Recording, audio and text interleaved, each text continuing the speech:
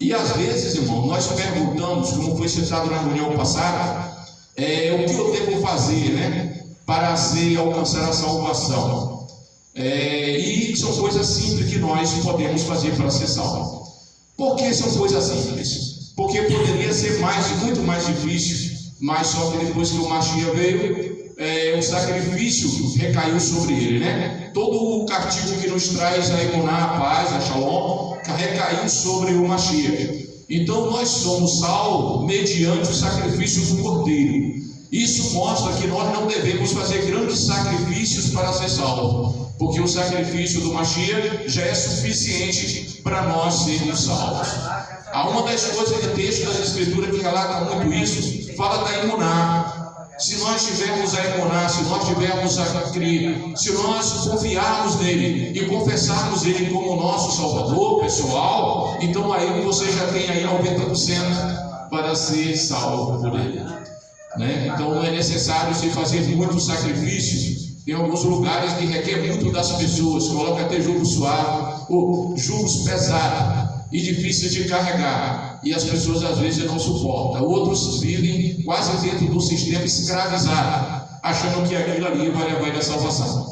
Na verdade ali é só escravatura. O nosso Salvador, o nosso Mashiach, ele veio colocar o que estava prisionado em liberdade. Ele veio colocar o que estava supercarregado para se aliviar o jugo e o fardo. O que ele mesmo disse: vinde a mim, vós que estáis cansados, sobrecarregados, e eu vos aliviarei. Esse jugo e esse fardo se refere ao jugo da religião, o jugo que muitas vezes é pesado para as pessoas carregarem. E as pessoas pensam porque através dos seus méritos eles vão alcançar a salvação. Mas na realidade é o contrário. Todo sacrifício é por intermédio do Mashiach. O que nos justifica é o sacrifício do Cordeiro. É através do sacrifício do Cordeiro que nós somos salvos. Você não precisa fazer rituais, você não precisa estar sofrendo ou andando de joelho ou pisando em algumas coisas que muitas vezes as pessoas fazem, aqueles grandes sacrifícios, e achando que aquilo ali vai levar a salvação. Na verdade, é o próprio sacrifício do Mashiach. Quando você confia plenamente no sacrifício do Mashiach, você está auto se dizendo e confessando e dizendo: olha, basta, o sacrifício dele para mim já é suficiente. Se você procura viver uma vida de escravatura religiosa, praticando grandes rituais, achando que aquilo ali você vai ter algum mérito do Criador, é engano. Porque aí é como se dissesse que o sacrifício do Cordeiro não foi suficiente na sua vida. Então a única coisa que você tem que fazer é apenas confiar e confessar que o sacrifício dele já é suficiente para você ser salvo. Mas às vezes aí tem algumas situações que a gente passamos aqui na terra, momentos às vezes de dificuldade, de sofrimento, e nós dizemos assim: poxa, mas porque o Criador, o nosso Salvador, o Salvador passou por tudo isso e muitas vezes ainda teve que passar por dificuldades aqui na terra. Mas isso aí é uma coisa que também está nas Escrituras, não é verdade? Porque a gente, através disso aí, nós nos aproximamos mais do nosso Criador. Às vezes o sofrimento, às vezes a tristeza, às vezes o choro acaba nos aproximando mais dele. Você quer ver uma coisa? O pai geralmente está ali com a criança muitas vezes está ali tranquila, está brincando, e o pai sempre está de cá observando. Mas chega um momento que aquela criança ela começa a se incomodar e começa a chorar, não é verdade? Então o pai vai lá tentar acalentar a mãe, tentar pegar no colo e ver o que está acontecendo. Então muitas vezes a tristeza, o sofrimento que às vezes algum da gente pode passar, aquele momento é o momento que o nosso Criador está tão perto da gente, e muitas vezes acaba sendo importante nessa caminhada. Então o que devo fazer para ser salvo? Basta confiar, plenamente confiar nele. Entender que o sacrifício dele já é suficiente para a nossa salvação. Precisamos fazer algum ritual? Não, porque o nosso Salvador já fez o ritual. Ele já cumpriu o ritual, foi sacrificado, ele foi crucificado, né? Ele foi morto em um madeiro, né? Como nós entendemos. E uma das bases centrais também que nós falamos aqui foi sobre a nossa preexistência. Da vez que nós falamos aqui alguns textos relacionados à nossa preexistência. Nós habitávamos com o Criador Depois nós saímos deles e viemos para Eretz. Isso aí tem várias passagens também que confirmam isso aí também.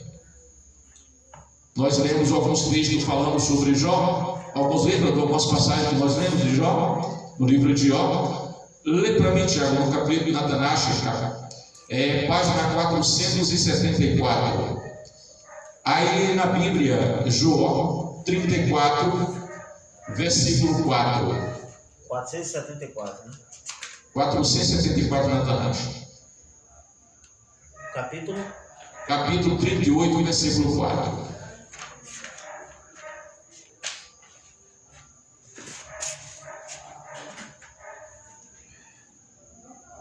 Onde estava tu, quando eu fundava a terra? Isso aí é o nosso Criador perguntando para Jó. Ô Jó, onde você estava quando eu fundava a terra? Ou seja, quando ele criava a terra, quando ele formava a terra. E perguntando para Jó onde ele estava. Continua. Faze-me saber se tens inteligência. Então faz-me saber, ô Jó, se tu tem inteligência onde tu estava quando eu fundava a terra. E agora, nós vamos ler aí um versículo, no livro de Jó, no versículo 7.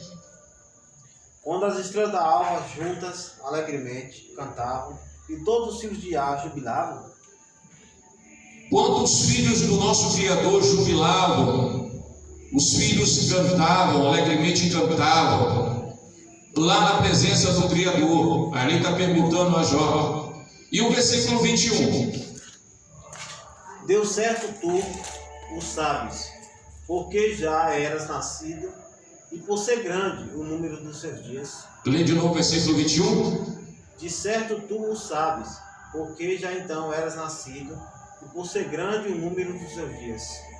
Então, de certo, disse o Criador, de certo, Jó, tu sabes, porque tu já eras, o quê? Nascido. Tu já eras nascido, e porque é grande o número dos teus dias. Geralmente nós lembramos de nós só quando nós nascemos do ventre da nossa mãe, não é verdade? Mesmo assim, que criança, não conseguimos lembrar alguma coisa da nossa criancice quando nós éramos bebê.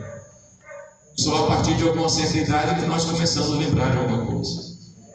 Mas na verdade aqui o nosso Criador está interrogando a Jó. Se Jó sabia da origem dele, de onde realmente ele veio. E aqui o nosso Criador pergunta onde Jó estava quando ele fundava o planeta Terra. E ele disse, o nosso Criador, Jó, tu sabes, porque tu já era nascido e é grande o número dos teus dias.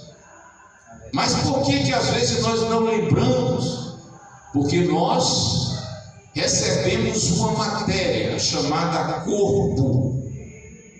E esse nosso corpo ele é limitado. Por algum propósito, o nosso Criador nos fez primeiro ser espiritual. E depois o nosso Criador criou o corpo e colocou o nosso ser espiritual nesse corpo. E esse corpo, então, está aqui, que somos nós. Porém, nós não somos o corpo. Nós estamos no corpo. O nosso Salvador, quando ele veio na terra, ele não veio buscar o corpo. Ele veio buscar você, que é o espiritual. Inclusive, ele próprio disse, o nosso Salvador, ele disse que o espírito está pronto, mas a carne é fraca. Ele disse que a carne, o pó, volte à terra de onde foi tomado, e o ruá, o ser espiritual, volte ao Criador que o deu. Então nós retornaremos para ele. Então uma coisa interessante, irmãos, que a gente temos que estar focado: não temas o dia que você vai partir da terra. Às vezes há muitas pessoas que sofrem muito, quando vê uma pessoa que é tão querida partir. Não é verdade? Mas esse é o caminho de todos nós. Todos nós, um dia, um momento, vai deixar essa terra. Nós vamos voltar para o lugar da nossa origem. E por isso que é importante nós aqui na Eretz, na terra, procurar viver uma vida digna de uma conduta exemplar e ser a luz. Para quando voltarmos para lá, você chegar lá com algo do que você viu ou viveu aqui, e do que você aprendeu aqui, e do que foi importante, para agora você estar na presença do Criador. Né? Então, a vida não termina quando o corpo acaba. Você não acaba quando a matéria morre. Apenas você sai da matéria. O nosso Criador, o nosso Salvador, ele também passou por isso. Ele já existia antes de nascer aqui. Antes dele receber aqui na terra uma matéria, ele já existia.